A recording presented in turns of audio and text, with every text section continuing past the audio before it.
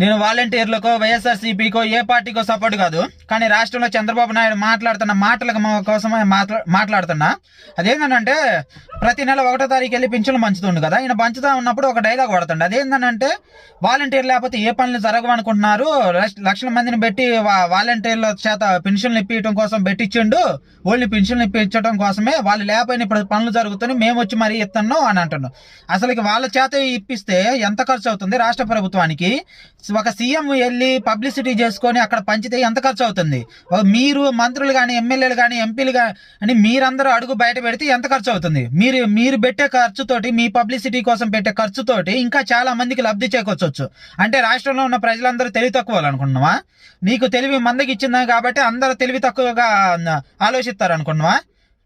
ఎంత ఖర్చు అవుతుంది ఏంది ఐ లెక్కలు బయట పెట్టండి, అర్థమైందా? ఎదవ తెలివితేటలు చూపించమాకండి, నాయకుల్లా పరిపాలించండి మీ పబ్లిసిటీ కోసం.